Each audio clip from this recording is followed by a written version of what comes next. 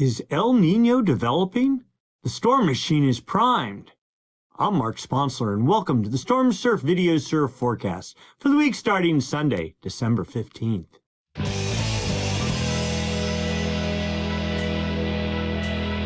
Stormsurf, waves, weather, buoys, altimetry, snow, temperatures, El Nino, weather analysis, essential data for outdoor people, all the time, no hype. If you enjoyed the video, give us a thumbs up. If you haven't subscribed, please subscribe. Click the Stormsurf icon down in the lower right-hand corner of your screen. If you have a question or comment, write it up down below. And if you'd like to make a small contribution to the cause, you may. Hit the super thanks button down below, the heart with the $sign in it. With that, I'd like to thank the folks that donated last week. Tim Caston, Evolution Moto, Coach Nate, Our Predicament. These are all our longtime contributors. And then Main Account. Love the handle there. That's great. It's literally Main Account. E-Slate and another anonymous donor. Thank you all so much. With that, let's get to work. We'll start by looking at significant wave heights across the planet. We see one thing popping out right here, a strong storm over the northern dateline region with, looks like about 41-foot seas at the moment, with another little gale in front of that with 29-foot seas, all this aimed at somewhat at Hawaii, more at the U.S. West Coast. In the southern hemi, things are pretty quiet, at least in the Pacific.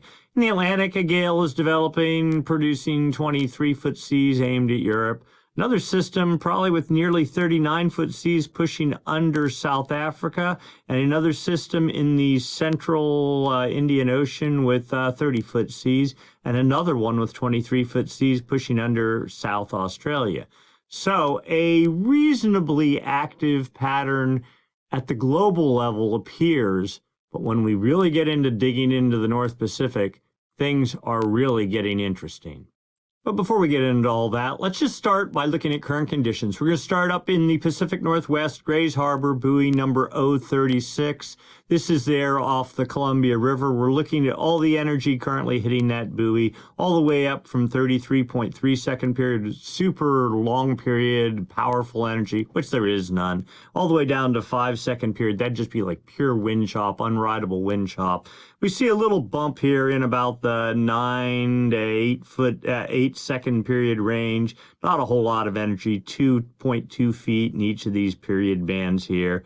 Then maybe a little bit of dribble energy out there to about 13 seconds. Put all that together, primary swell, we're guessing 4.4 feet at 9.9 seconds from 270 degrees. That would make surf at approximately 4 feet, maybe a little bit more. It actually seemed bigger than that when I looked up there. Secondary swell, 4 feet at 6.9 seconds, which would make surf at about not even 3 feet, like thigh high. Then heading south, we go to Northern California, Point Reyes buoy number 029 there off of course, just north of the Golden Gate near Point Reyes. We see the same profile, just bigger with more energy up in the 13 second period range. Primary swell, 5.7 feet, 11.9 seconds from 296 degrees.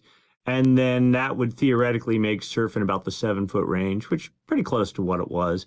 Then some secondary swell, maybe in there, 2.6 feet at 15 seconds. But I think it's all this is part of multiple swell trains that are all overlapping at the same time and probably not distinguishable one from another. So it says surf from secondary swell 3.8 feet, but you'd never see it.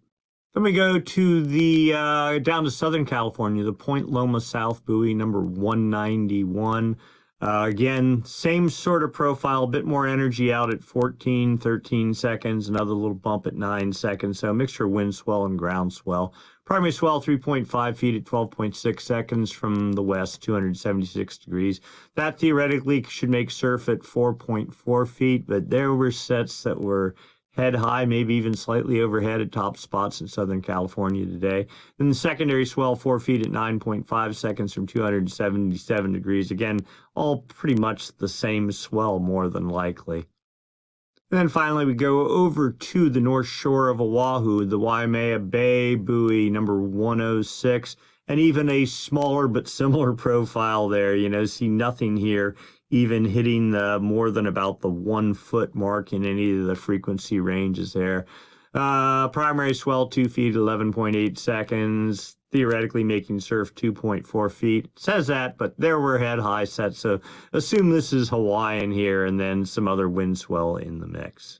All right, so we're going to take a look at what's been going on, varying in time duration for California. I mean, really, there's local swell that's fading out. So we'll just go to Thursday, the 12th of December. So a couple of days ago, first little gale wrapped up there off of Cape Mendocino falling south. That produced some wind and rain. Another system pushed up into Oregon with 27-foot seas. This was Friday night into Saturday. That created a whole bunch of weather, even a tornado in the San Francisco Bay Area. I mean, a legitimate tornado that flipped cars and injured people and tore up trees and all that. Pretty impressive.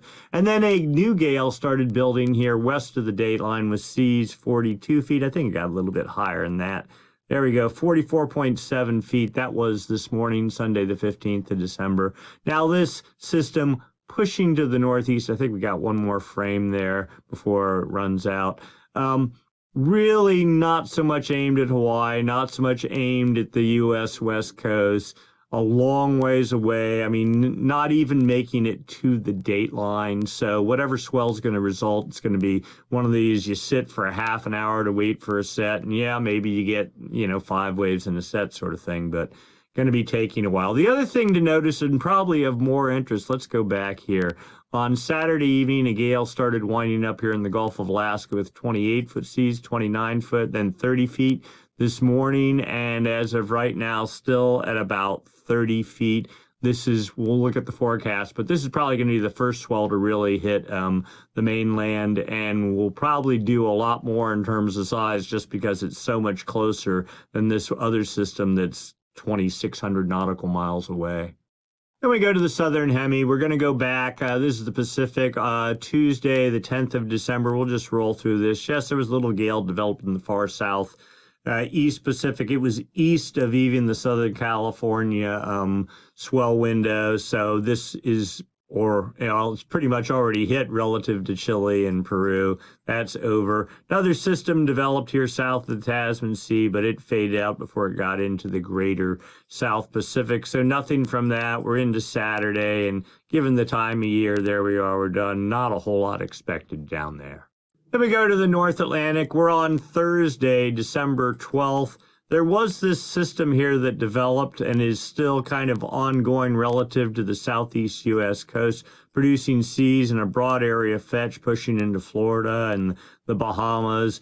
There you go. You see seas. What's that, in about the 16-foot range? And that was as of, here we go, Sunday morning. Another little gale here off of Morocco, another one up in the far North Atlantic. Nothing too particularly unique of any of those, but suffice it to say there is swell for or at least call it building wind swell for the southeast U.S. coast. Going to the South Atlantic, now we're going back a whole week. This is pretty much just a couple hours after last week's video. We definitely had this gale with 46-foot seas. Did we get any higher than that? 47 feet into Monday, almost into Tuesday, December 10th. Pushing under South Africa, that produced swell that is already impacted and gone along South Africa. And now we're into Saturday, another little gale. This is, or even early Sunday, the 15th of December. Another small gale with 36-foot seas pushing into the Indian Ocean seas, 37 feet as of right now. And then we can go, now we're going to go back a whole week again. The same first system that pushed under Africa, pushed into the Indian Ocean, kind of dissipated, but still produced some energy swell. You could see it radiating up. It started impacting the coast as of, South Africa as of pretty much today, and bound for the Mentawai Islands and Indonesia area. And then let's see, we have our next little system pushing under South Africa as of right now, and another tiny little system. I mean, given the time of year, all this is a gift. Take it, make the most of it, and enjoy. All right, so let's do our deep dive into the North Pacific. And the title of the video, is El Nino developing? Well, literally, looking at this Jetstream chart, these are Jetstream level winds up about 30,000 feet. It almost kind of looks like it. There was actually a comment in a video, I think it was last week, and someone was reminiscing about how the previous El Nino started, and it was exactly like this time of year. The Jetstream doing exactly the same sort of thing, just powering across the Pacific, and it literally was the beginning. And it started right around in December, right about this time frame. That was the beginning of the development of the 2022-23 El Nino, 23-24 El Nino. That is now long gone. Is this another El Nino developing? I don't think so, but it looks, well, you'll see. We'll go through this. Anyway, Jetstream level winds. These are winds of about 30,000 feet. They help support the formation of gales. When those gales form, help direct their track. We're looking for a trough, a dip in the jet. There you go, right there. That's a trough. That helps create a counterclockwise flow aloft and down at the ocean surface. That is, of course, the hallmark of low pressure. And low pressure, if it's strong enough, generates winds. Those winds get traction on the ocean surface and generate seas. As those seas radiate away from the fetch area, the lesser period elements decay off, exposing longer period swell energy. And of course, swell, when it hits your beach, turns into surf. So we have one trough there, but we have what's even more impressive is back here, 190, 200 knot winds in the jet and a trough developing over the North Dateline region. We already know there's a gale up there with 45-foot seas or 44, something like that. Okay, but the news is we think this is just the start of a good run of energy. All right, and we also have another gale here in the Gulf associated with this. This is the one that's probably going to be more likely to generate meaningful swell for the U.S. West Coast. As we get into Monday, notice the jet more, it sort of splits here north of Hawaii, but a good consolidated portion of energy pushes into Northern California on Monday. That'll make for a little weather event, but notice winds starting to build to 190, 210 knots. And I think it actually goes higher than that. Notice this trough digging out here in the Gulf and digging out more. And there you go. Was that 1, 2, 3? No, that's still 210 knots. At least that's, and maybe we'll give it 220 knots, which is the top end of the scale here.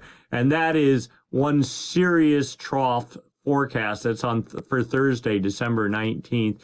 In the Gulf of Alaska, just targeting pretty much north of Hawaii, but certainly targeting the U.S. West Coast. Very impressive, and holding not just for a day or two, but multiple days in a row. Then it pinches off as we get into late Friday, early Saturday, the 21st of December. But the jet back to the west, look at this.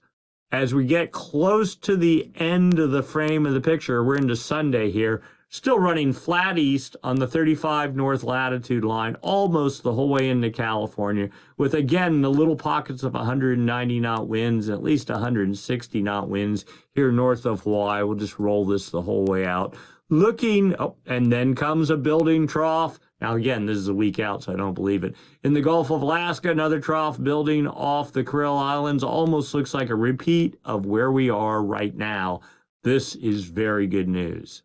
So what is the effect of those winds on the ocean surface? Well, we know we have two troughs, one there and one there, and sure enough, looks like a gale with 45 knot winds in the, we'll call it the central Gulf of Alaska, targeting the U.S. West Coast well, and a storm, 50 knot winds right there, the deep red, 50 knots on the dateline, aimed off to the east. So 1, 2 swells en route. This one not for Hawaii, but this one definitely for Hawaii. Continuing into Monday, the main north dateline trough starts fading out, or gale starts fading out, as does one in the Gulf of Alaska, but then another system starts building while falling southeast, pushing over the dateline. We'll call it like a secondary trough, but look at this, the extent of 35-40, and with embedded 45 pockets of wind aimed well to the southeast at Hawaii and the U.S. West Coast as we get into, this is Monday night and Tuesday.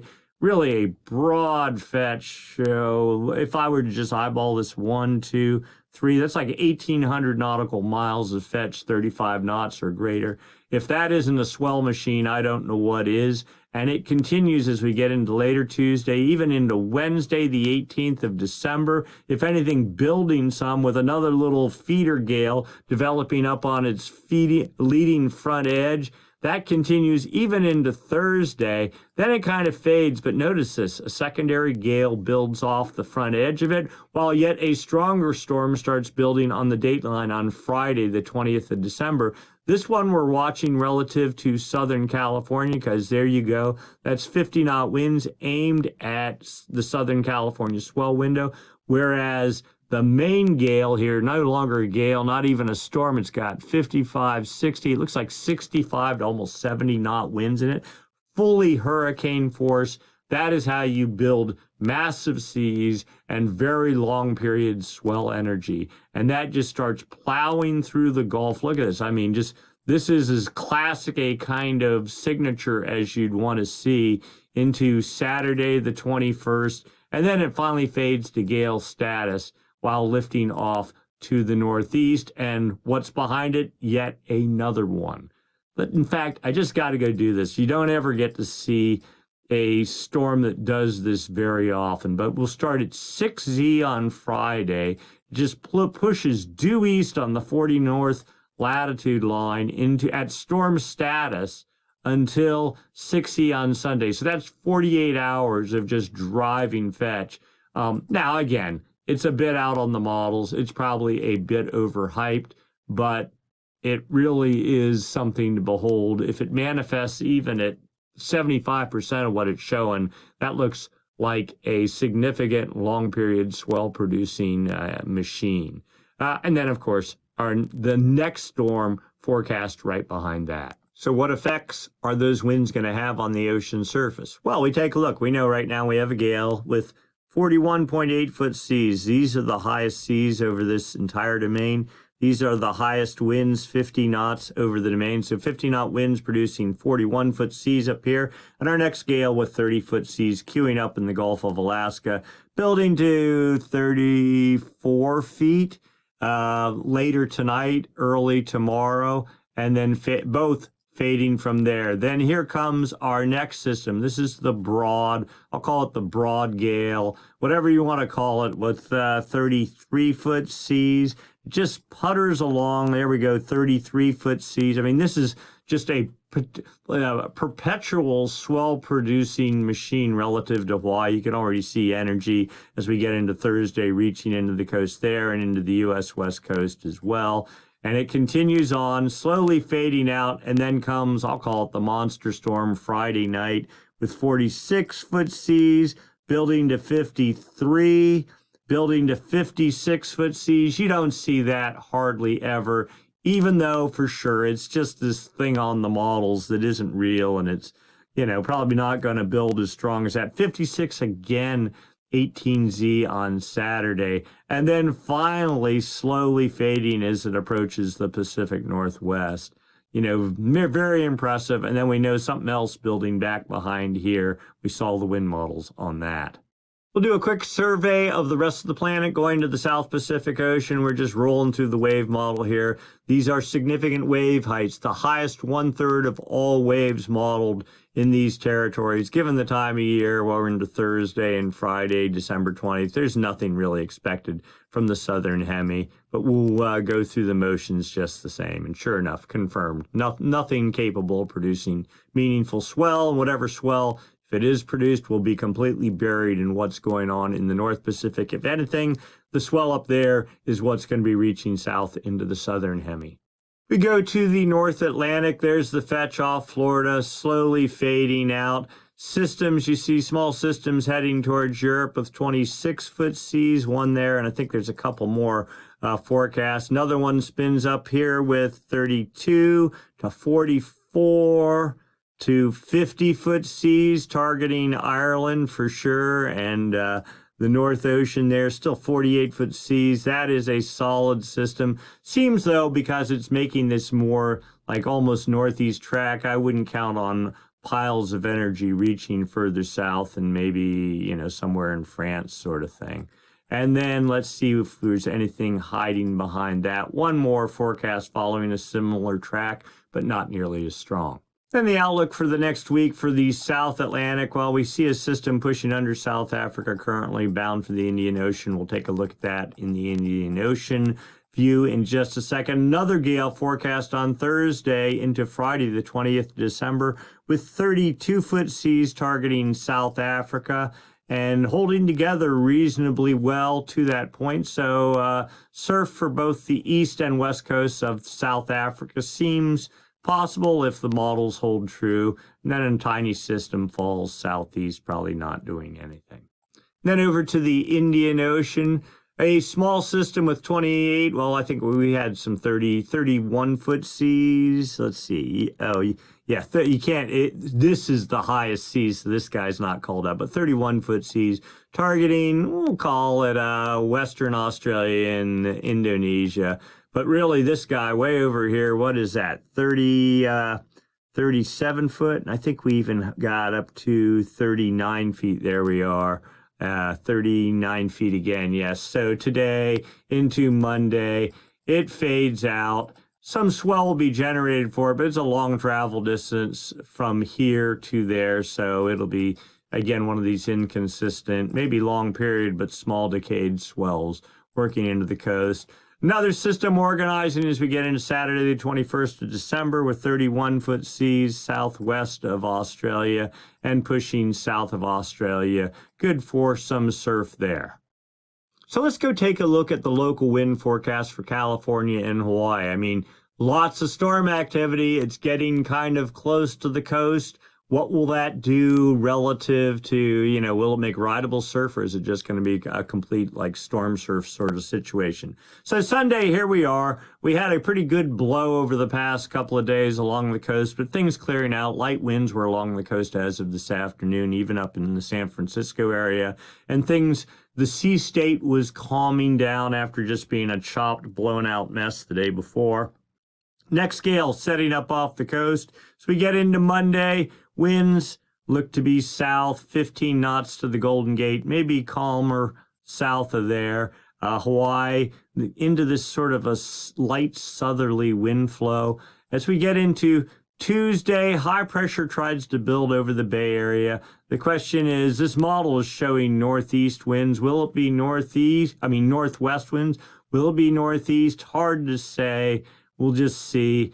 But more or less a relatively light wind regime for most of California. And Tuesday, let's go back to Hawaii here, there. Some version of southeast winds for the islands, but pretty light. Wednesday, high pressure, bulletproof right over the Bay Area. That's not a bad thing. Trades, not trades, some sort of mix of south and west winds. At least it's not blowing hard relative to Hawaii. Thursday, light wind regime for California. It looks like a light northwest regime for the Hawaiian Islands. Friday, next low pressure area setting up. This one favoring Southern California. You can see south winds already forecast building along Central and North California. Something that resembles trades setting up for the Hawaiian Islands. Saturday, here you go. Low pressure pushing right into, we'll call it North and Central California with the front down to almost Point Conception. Light winds for Southern California, but the swell expected in at some point for Southern California. Remnants of our gale. In fact, let's go back. Can we get a good view in there? We go. That's 55, 60, and I think we even had 1, 2. That'd be 65 knot winds, 65 to 70 knot winds. So that's not only hurricane force, but a little bit above hurricane force. Again, a projection really close to Hawaii, directly targeting the U.S. West Coast. Very impressive storm, at least on the models as of this point in time. Sunday, where are we at now? Sunday, things you see up front just hanging off California. It shows a light wind regime we'll see, and light winds more or less for Hawaii. We'll go out 180 hours, and maybe not too bad. Maybe both Hawaii and California will be mostly protected, but certainly not completely protected. So what's the rainfall setup for California? Well, right there, Point Conception, San Francisco, Cape Mendocino up there, Southern California down there. You see the isobars. Looks like high pressure. Rain poised off Cape Mendocino. Building reaching south to over the Bay Area on Monday about 10 a.m. and then pushing south to about Santa Cruz. You see some snow up in the mountains, but not a major producer. Then things clear out and stay pretty much clear until we get towards the weekend. And here we go. First little bit of rain working into the north coast about 10 a.m. on Saturday, working their way the whole way down, into Santa Barbara County on Saturday evening. That'd be the 21st of December with a whole ocean of energy behind it. Oh, and snow for the Sierra. Not a lot of snow. Continued snow for Tahoe into even Sunday night. And that's the last frame of the model run. Let's go take a look at the snow forecast. Here is the snow forecast dashboard for Squaw Valley or Palisades, Tahoe. Yeah, a couple of inches here on, Monday, and then really nothing until you get into late Saturday, another bit, and you see the accumulation starting to pile up with theoretically up to another 40 inches. Yeah, so they got, I thought it was over the past week up at Palisades, Tahoe, 42 inches and maybe even a bit more at Sugar Bowl. So a good, and that was before, I think they had a 30-inch base before, and this was up high before that. So they're in a much better position now. I mean, I think they'll be able to open a lot more territory. And if this pans out, well, this looks like if you're going up to Tahoe or the Sierra for Christmas, you probably want to, by the weekend, the 21st, it's already starting to snow. There's a little window in there, maybe late on the 23rd, but once it starts dumping, you don't want to be trying to drive up in a panic up there because it's just going to be ugly. Let's go look at a couple other resorts. And if you notice, the storm track really was favoring more the northern Sierra than the southern Sierra. So Kirkwood, just on the south end of Tahoe, less snow down to, about 28 inches sort of thing. And let's go look at Mammoth. And Mammoth with 22 inches. So again, further north is better, but at least according to the models, now this is a ways out too. This is 9, almost 10 days out. I don't believe the model even a week out. So this is all fantasy land. And then freeze levels. We're just going to do Palisades, Tahoe, but it's pretty good proxy for everywhere else. This is the base of Palisades, Tahoe at about 6,200 feet. This is the summit up at the top of the Palisades or top of Granite Chief at about 9,000 feet, maybe 8,900 feet. Red, above freezing temperatures. Gray would be sleet. The interface of the gray and the white is the 32-degree line. And where the blue starts, that's 28 degrees. That's really where you get your good snow. Anyway, as of today and into tomorrow, the 16th, freeze level for the most part below the base. And then we get into the 17th and you see all that good snow going to get really peppered by some heat. Was freeze level up at 10,005, 11, 12,000 feet. I mean, in the long run, this is kind of good because the heat will help consolidate. It'll pack down the snow and sort of help solidify it. Any unstable layers help at least somewhat to try to freeze them or get them to congeal together a little bit better. And then once we get to December 21st, then you see temperatures start to fall again, the freeze level almost down to the base at, let's say, 6,700 feet. A little bit of a bump there on the 23rd of December, and then you see temperatures heading way down from there. So for now, looks like a pleasant work week, but then after that, storminess and maybe one little storm here on the early part just on Monday, and then that's it. So that brings us to, what is the surf going to be like? Well, we know right now, we'll start in Ocean Beach, Northern California. Yes, surf heights coming down on Monday. You see, this is wind here, wind coming up, next front coming in. Surf heights in the 6-foot range. But then as we get into Tuesday, the next swell arrives, 13 feet, sort of fading down from there through the day, holding in about the 7 to 8 foot range on Wednesday. Then Thursday fading, maybe another little pulse of swell later on Thursday into Friday, surf heights in the 8-foot range. And then things go pretty crazy, 23-foot surf, But you also see south winds in the forecast here. So, it's going to be pick and choose where you go and be smart and don't get yourself in over your head.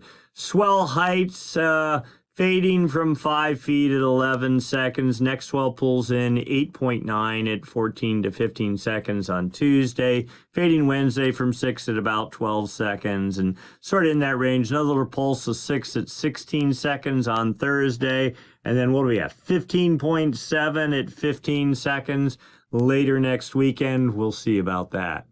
San Diego, much more protected, and especially if the storms aren't south of the magic swell window line, you all know what it is down there. So surf heights in the 4-foot range, actually going smaller as we get into Tuesday. Then again in the, a little bit of pulse energy, maybe Wednesday in the 3 to 4 foot range early and then small. And then that storm that is really south focused on Southern California, theoretically 10-foot surf. And winds, not looking bad at all. Let's go look at swell size as well. 3 feet at 12 seconds. Another little pulse here on Wednesday in the 2-foot range at 12 seconds sort of thing. Third little pulse at 2 feet at 14 to 15 seconds till you get to the big one on the weekend.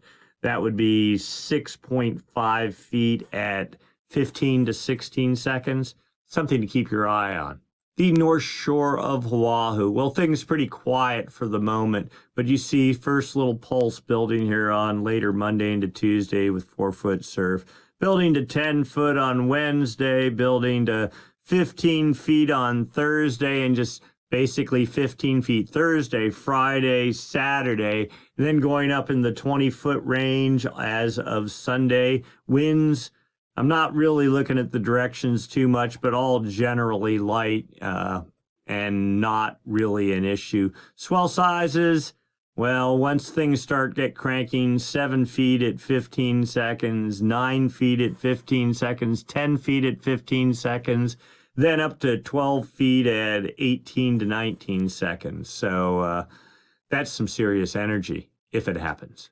Then for friends and family back where I used to live, Cocoa Beach, Florida, there is surf hitting right now. The models are suggesting in the 8-foot, 7-foot range. It's probably a bit overdone, but there is definitely some wind swell on the menu, and it continues even rideable into Wednesday and Thursday. Then finally things settle down, but then potentially rebuilding a bit. Now this is probably going to be shadowed relative to Cocoa Beach, very north angle, but 4.5-foot surf.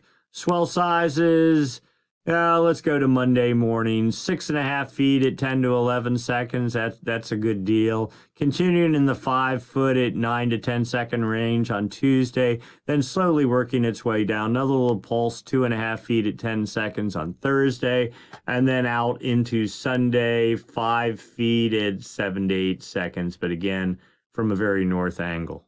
And then one last stop. We'll go to Ireland. This is just a generic location. You see surf heights toggling as each storm moves close to the coast. 17 foot, 19 foot, 11 foot. Then some Big Mac are out here. This would be on Sunday, so a week from now. 42-foot surf. Winds, it barely gets below 20 knots the entire time. Let's go look at swell sizes. 14 feet at 13 seconds, 14.5 feet at 13 seconds, 10 feet at 10 seconds, and then 24 feet, sorry, I'm looking around the microphone, 24 feet at 16 to 17 seconds. That is indeed solid swell. So let's go take a look long term. What's going on with the two major weather oscillations that affect our potential for surf and snow over the North Pacific? The Madden-Julian Oscillation, the MJO, and ENSO, the El Nino Southern Oscillation. We'll start first with the MJO, the Madden-Julian Oscillation. There are two phases, the active phase and the inactive phase. They rotate around the planet from west to east on the equator. The active phase on one side of the planet, the inactive phase on the other. They rotate west to east. The active phase is like a low pressure system. When it gets in your ocean basin, like the Pacific, and they rotate on the equator. So it would push into the Pacific basin from the west over the maritime continent. It being a low pressure system, takes warm, moist air at the ocean surface on the equator, lifts it aloft. That energy eventually gets caught up in the jet stream, energizes the jet stream, and then a stronger jet stream, as you've seen, is good for storm production, building troughs. And you certainly saw that the jet stream is roaring right now, expected to roar for the next week at least, and probably longer. And this also suggests that the active phase of the MJO is somewhere in the Pacific.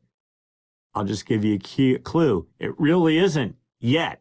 That means the active phase is over the maritime continent, and it's so strong that it's pumping energy into the jet, and the jet's going west-east downstream across towards the dateline, toward north of Hawaii, towards the U.S. West Coast. And it's, as of right now, even though the active phase of the MJO isn't even in the Pacific, it's got enough energy to make it almost into California before some of that jet stream energy finally starts to dissipate. If anything, if you've been following the videos, you know we are basically in a La Nina pattern, which is like the inactive phase just hanging over the Pacific. So we'll get into that in a minute. Anyway, so we're looking, and the other phase of the MJO is the inactive phase. It's effectively a high pressure system.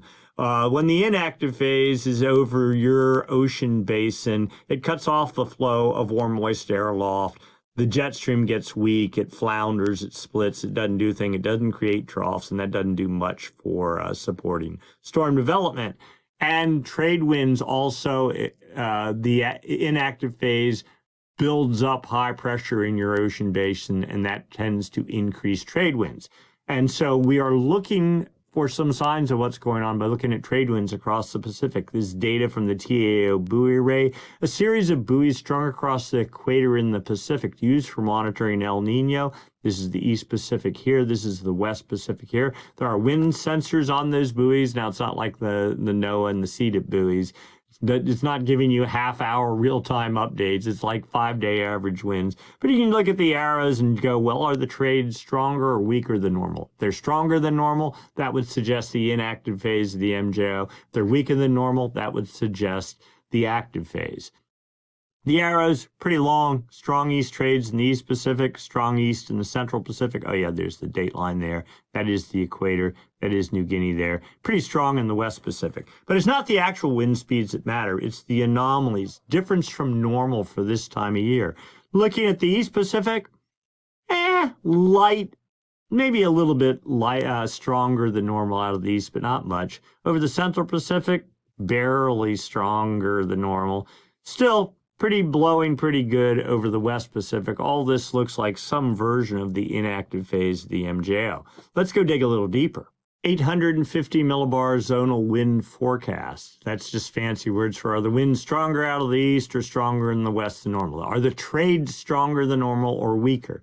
Well, the blue is stronger than normal trades. That means the inactive phase of the MJO, but this is for the whole planet. So there we go. 180, that is the date line, okay? So it runs right up the middle. The far west Pacific starts at 125 east, okay? And you can see back in November, and it's really the winds from the far west Pacific to just a little bit over the date line area. I call it the Kelvin wave generation area. But you see the blues and purples, easterly anomalies, inactive phase of the MJO. Since even before November set up, this is really like typical classic La Nina sort of thing. But you see this massive area of westerly anomalies that started around Thanksgiving. And that's, again, what I say is feeding the jet stream. The jet comes over here, it hits these westerly anomalies, that energizes it, gives it momentum, makes it almost to California, which is, right there, 120 west, before the jet finally weakens and peters out. And this has been going on now. I mean, we're just locked in this pattern. This model has suggested, if anything, this model, the GFS model that's driving this, it only goes, here's the forecast going out 2 weeks. It's pretty much held this west anomaly thing just locked solid. And for the next 2 weeks, it's starting to show signs that maybe the active phase is going to make its way across, at least to some degree, across the Pacific. Though east anomalies are still forecast for the most part. So for the next 2 weeks, just looking at this, say it seems pretty reasonable to assume that this strong jet stream pattern, this strong storm track is going to hold. And that, you'd say, well, gosh, that's got to be El Nino, but it's not. Okay, mainly because you got massive easterly anomalies. If it was El Nino, you would have westerly anomalies making it the whole way across the Pacific, you know, every month or something like that, creating Kelvin waves. We don't have any of that, but we've got sort of this, I'll call it a Medoki La Nina thing going on. So it's La Nina, but it's also sort of parts of El Nino too. Here is outgoing long-wave radiation forecast. This is from a statistic model. And if you recall, last week our video was saying basically the models have no clue what's going on because we have been locked in this pattern with east anomalies over the dateline, the active phase of the MJO over the maritime continent, and just nuking nonstop. The statistic model actually shows, so let's get some background here. The blues are wetter than normal conditions. That is, this is outgoing long wave radiation. It's just how much sunlight's reflecting off the ocean surface. If you have more cloud, more cloudy than normal skies, then sunlight can't reflect off the ocean surface. It gets absorbed. So the blue is effectively the active phase of the MJO. EQ, that's the equator right there. South America, Central America, Hawaii, New Guinea, Australia, the equator there, the date line right there. And we have 1, 2, 3, 4 panels, 5 days each panel. So this goes out about 2 weeks. So the statistic model says active phase over the West Pacific and fully moving into the Kelvin wave generation area over the next 2 weeks with a strong inactive phase building over the Indian Ocean. We laughed at this with much glee or whatever you want to call it last week. The dynamic model, there you go. Look at the difference here. Final frame. It shows the active phase just basically locked steady in the same position, unmoving, though getting a little bit weaker at the end. You take the last version of the statistic model, last version of the dynamic model. They're not in agreement at all. Phase diagrams for the same two models, statistic here, dynamic here. How does this work? Well, the MJO moves from west to east, from the Indian Ocean to the maritime continent, goes the whole way around the planet, to the West Pacific, to the East Pacific, under the United States, across the Atlantic, over Africa, back to the Indian Ocean. Where the heavy dot is where the active phase is. So it's somewhere in the East maritime continent. The statistic model, 2 weeks from now, has it moving over the East Pacific, anywhere from super weak to strong. If this dot, the further this dot is away from this circle, the stronger the current active phase is, and these are the forecast tracks.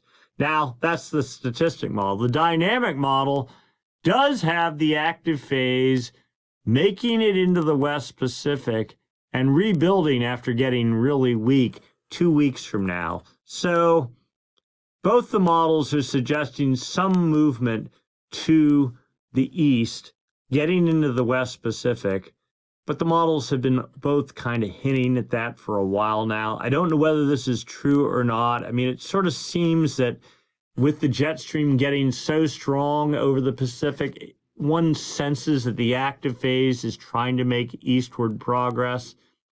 Whether it really happens or not, you're just going to have to keep watching the charts, and we're going to find out together when and if it happens.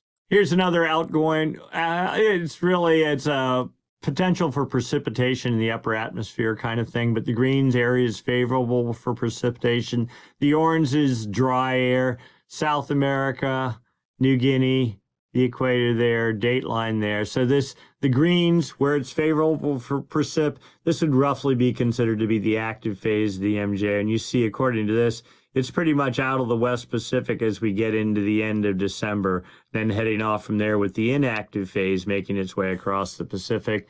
Under normal circumstances, to say, sure, that's completely reasonable. It seems to make sense. That's what it normally does, the MJO normally does. But we have been locked in sort of this holding pattern for quite a while now. It makes me highly suspicious of this outcome. So then we go to the CFS model, and it's a dynamic model, but it's more like a long-range model. Again, dateline runs right up the middle of the chart. The blues are easterly anomalies. They actually have the MJO here identified. The black contour dotted is inactive. The solid contour active. So you can see, and the date line, did I say that right up the middle here? So one inactive phase in October, inactive, right? Active late October into November. Here's our current inactive phase, and this is all, there's the forecast here. So clearly the inactive phase is making progress off to the east, but you see massive easterly anomalies still as of today, even, or yesterday, over the dateline region. But here is our strong active phase, holding for another couple of days and then slowly getting weaker with westerly anomalies forecast pushing into the West Pacific through about the end of the model run, January 11th. Those still easterly anomalies kind of in control. So maybe I'm thinking that this week and next week are probably the peak of this Jetstream fueled madness that's going on, and then things maybe will settle down after that. So that would get us to the end of December, maybe the early part of January. We'll see. As the active phase, if it even makes it, well, California's at 120 west. You see these other ones have eventually, maybe this one will, that would be when you get peak precipitation into California, when the active phase is south of where you are. Then we go to the CFS model going out 3 months. Again, completely laughable. Past performance here, forecast up here. This is dateline runs right up the middle. Blues, easterly anomalies. You see just nuking easterly anomalies. Now this, at least the good news, shows that by the end of December, the easterly anomalies basically dissipate, and westerly anomalies associated with, one would guess, the strong active phase of the MJO, making it into the West Pacific and actually pushing across the dateline to a point south of California, somewhere between the end of December into probably mid-January sort of thing. So that would be a good precipitation window for California. Then easterly anomalies rebuilding a little bit. Let's overlay the MJO here, right? So there's our current, the dotted contour, inactive phase of the MJO. And it's already, according to this, on its last legs over the dateline, with the active phase building in and pretty much taking over to the dateline in the next 4 to 5 days, and then holding the whole way through into the end of January. This is the window. Pretty classic, it's like this lines up perfectly what is historically the peak of swell production in the Pacific Basin in winter months, which would be December, January, so late December into January and maybe early February sort of thing. So aligns perfectly. After that, weak inactive phase, easterly anomalies, and then things sort of peter out from there. But let's overlay the low pass filter. So this is the El Nino La Nina indicator. The solid black contour here is low pressure, the low pressure bias clearly over the maritime continent. The date line here, well, the dotted contour, this is high pressure. This is the La Nina signature. This is the El Nino signature. When the black contour is over the date line, that's El Nino. When the dotted contour is over the date line, that's La Nina. Well, we now have two contours in play. So clearly La Nina is in play, but whatever's going on over here, still, it's just, I can't say it enough. The pattern is super impressive, at least right now. We can only hope that it holds for a bit longer. So let's go look at subsurface temperature, water temperature analysis in the Pacific Basin. This is the far West Pacific here, East Pacific here. We're looking for any signs of warm water moving to the east, which I don't really expect it, but we're looking anyway. 29 degrees centigrade isotherm here in the West Pacific. It hasn't moved an inch. The 28 degree isotherm, actually, I think it was at 180 west last week. It actually has inched to the east a little bit. 26 degree,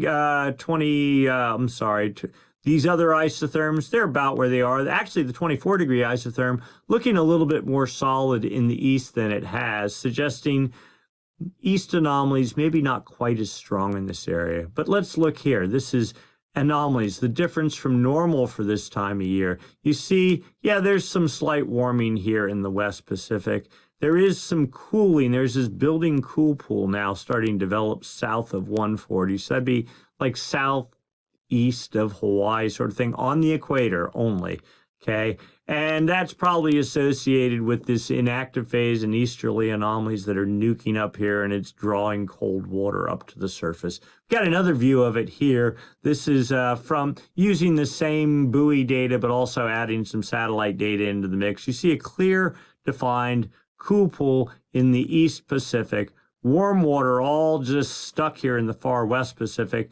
You can just imagine trades blowing from east to west along that line there, blowing this way, creating upwelling here in the East Pacific, taking all the warm surface water and just piling it up here in the West Pacific. And then if you have the active phase of the MJ over here in the West Pacific maritime continent, it's creating west anomalies that are blowing this way, taking warm water in the islands of the maritime continent and spilling. You can literally see it spilling out into the Pacific here, but it makes zero headway because the trades in the Pacific are just holding it all clustered in a ball over there by New Guinea. Now here's the satellite data that just shows you the height of the ocean. You strip out the waves, the wind waves, the tides, and is the sphere of the ocean higher or lower than normal? Why does that matter? Well, if you have cold water at depth, it contracts. That'll create a little divot on the ocean surface. If you have warm water at depth, it expands and creates a bump on the ocean surface. So here's our chart. This is the equator. This is the date line right here. That is Chile, Peru, Central America, New Guinea there. You get it. Notice the plus numbers here. These are not temperatures. These are the height of the ocean being 5, 10, 15, or 20 centimeters above normal, which is, we're talking like that, and the satellite can sense it. This suggests warm water here. Again, spilling out off the maritime continent. You can see it like spilling and spreading, where over here in the East Pacific, we have just 5 degree, maybe a little pocket of 10 degrees. But I mean, for the most part over this whole area, it's only 5 centimeters below normal. There's the Galapagos right there, suggesting that's not a whole lot of cold water, but it is over a broad area. Let's keep digging. So here's the historical record of upper ocean heat anomalies for the past year. West Pacific here, East Pacific here. Last January, our final Kelvin wave from what was the end of our El Nino, then the beginnings of easterly anomalies, and 1, 2, 3, 4, 5 cold water events in the East Pacific, and now just lately you see all this. I was kind of thinking maybe we're done with the cold water, but no, another push of cold water looks to be in play. No big surprise, the inactive phase of the MJO has been nuking for a while now. We have strong easterly anomalies, more in the dateline region. The good news is it's not like by the Galapagos. So that means more like a Modoki La Nina. And you notice warm temperatures here building in the west. But the subsurface temperatures only tell part of the picture. It's really what's going on at the ocean surface. If you have cold water, colder than normal water at the ocean surface, that tends to support stability. It doesn't allow for evaporation, and so you get high pressure over those areas. So South America, Central America, New Guinea, equator right there, dateline right there, the dark blues, colder than normal water temperatures. Now again, remember I said Ecuador and the Galapagos are there. It's actually kind of warming in this area, or sea surface temperatures are more or less normal, but the main focus of the cooling is from 120 west out to about the dateline. This is the main El Nino monitoring region. But if it was, the El Nino or La Nina monitoring region, if you had a strong La Nina, this deep blue, it would be all over in here. So that's why I call this like a Modoki, a sort of La Nina, but not really. And that's kind of where we're at. This has built and become more pronounced the past week or two. Typically, La Nina's peak around Thanksgiving, maybe a week or two after that. And if that's the case, then that's what we're seeing. And if this is the peak of our La Nina, not too bad. This is our 7-day trend. The blues, cooling waters, the oranges and reds, warming waters. You see, I'd call it generally more of a warming trend here in the East Pacific, though this little stream of blues has just showed up the past day or so. You've got a bit of cooling. Probably the balance more is towards cooling here in the East Central Pacific. and then warming over here in the west. Let's go look at the trend line. Sea surface temperature trend in the East Pacific, the Nino 1.2 region, the area right there by Ecuador and the Galapagos, half a degree below normal, 553 thousandths of a degree. It was a little bit warmer here in the right around Thanksgiving, but still between half a degree positive and half a degree negative, that's considered generally neutral, at least in the East Pacific. Now we go to the Central Pacific, the Nino 3.4 region, the official El Nino monitoring region on the equator from south of California out to about the dateline. Today's value, minus 1.081 right there. So from half a degree to 1 degree below normal is considered weak La Nina, and you can see we've just been sort of toggling along there. Now, this is not the official record. This is pretty much just like raw data using a long-term historical baseline to say what's normal and what's not normal. And I think this doesn't take into account for the more recent warming of the planet's oceans, but it gets you a feeling of, well, we're generally in a weak La Nina pattern. Let's go look at temperatures the past week. Now, this is the corrected data for Nino 1, Nino 3, Nino 3.4, and Nino 4. This is the one that matters right here. 0.3 of a degree below normal. Now, this is corrected, and I think it might be a little bit overcorrected. My personal sense is it's a bit lower than that. But you get the sense just looking down here through this that according to this, we're not even in La Nina. We're in neutral territory because we haven't been consistently at half a degree or lower so far at all in this event. I kind of call nonsense on that. I think it is cooler than that. Most of you that surf and have been in the ocean just know this doesn't feel normal. It feels colder than normal. So then we go take a look in the atmosphere. What does the atmosphere think's going on, at least over the Pacific Basin? We have the Southern Oscillation Index, the difference in pressure between Darwin, Australia, and Tahiti. Tahiti in the Pacific, Darwin over the Indian Ocean. When pressure is lower in the Pacific, the index goes negative. Well, today it's neutral, 0.52. But where has it been? It's been positive. This is just for the past month. Been positive the past month. Now, this is highly influenced by the MJO. We've been in an inactive state of the MJO. So, and you can see literally it kind of toggling up and down, but so you go to a 30-day average to get a better sense of what's going on. 13.24, and where has it been? Well, it's steadily heading up. This definitely smells like La Nina. And then if you really want to go and try to get all the noise out, 90-day average plus 5.89, and where has it been? Yeah, holding about the same, but the general sense is the trend is towards a La Nina pattern. Let's go look at a graph. Here's the SOI graphed out, neutral right down the middle. There's our current value. Above 7, according to the Bureau of Meteorology in Australia, is considered La Nina territory. But, you know, it's just a couple of days bouncing up and another couple of days bouncing up is not a trend. Here was back when the last part of our 3-year La Nina. It was solidly up in this territory. We're already past the peak, supposedly, of La Nina territory, and it's heading down. I'd say, yeah, okay, we're again, like Modoki La Nina. We're La Nina light at best. And so what's the forecast for the sea surface temperatures in the Nino 3.4 region from the CFS version 2 model? And last week we laughed, or at least I laughed about this and just go, it's completely preposterous. Well, now it's updated. So here is so neutral is here. Here is the actual data. This is the forecast, the dotted line. This is the middle of October, the middle of November. Last week, the middle of December forecast had temperatures down at -1 degree. The actuals came in this week, and instantly it goes boom and knocks it back up, not even into La Nina territory. And now the model insists, well, come January, we'll be down at -1.1 degrees, where it's been saying that since like September. And every time the actuals come in, well, it just sort of shoves it off a little bit more.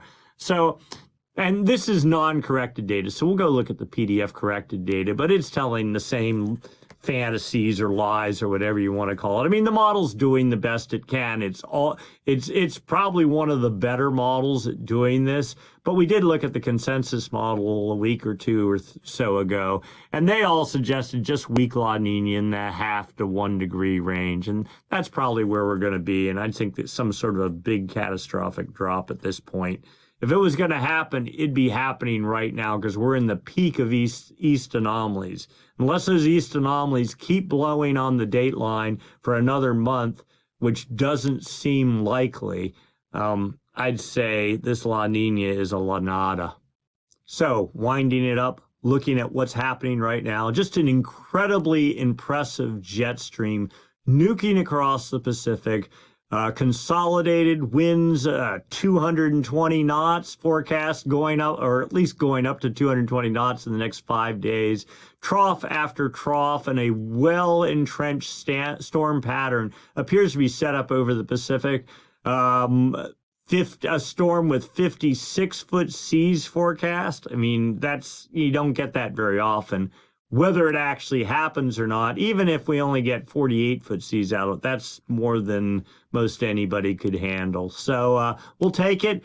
Good snowpack has already sort of set up in the Sierra. I mean, to be able to go skiing and do Black Diamond territory at Palisades, Tahoe before Christmas is pretty much unheard of. It doesn't happen very often. So, I mean, this is kind of like the beginning of an El Nino light. I don't think it's really happening. Who knows? Maybe some miracle will happen over the next couple of months and something. This is typically the January, February time frame. If you're going to get a change from El Nino to La Nina, or maybe even a massive shift in the PDO, this is exactly when you'd want to see that happening. On the flip side, maybe we're just kind of caught in a little pattern and give it about 2 more weeks, which is what the model suggests, that about 2 weeks, this will all kind of move on and we'll fall back into a more normal realm. But the point being, we're in La Nina. It looks like there's major surf coming. This is your window. You better go get it while you can, because there's no guarantees on a La Nina year, and we're clearly there. Rainfall for California looking out. Well, it looks like there's supposed to be steady rain. I don't see any big gully washer or atmospheric river event happening, but we'll give it a couple of weeks as the active phase of the MJO, assuming it does move south of California. We could be targeted for some maybe some good rain and some good snow. We'll just have to see. But for right now, things looking good and positive. Make the most of it while you can. If you enjoyed the video, give us a thumbs up. If you haven't subscribed, please subscribe. Click the Stormsurf icon down in the lower right-hand corner of the screen. If you have comments or questions, write them up down below. And if you'd like to make a small contribution to the cause, you may. We always appreciate it. Hit the super thanks button down below, the heart with the $sign in it. And that is it for this week. We will do this again next week, same time, same channel. Maybe I'll have to do it on Saturday because we're getting into the holiday season.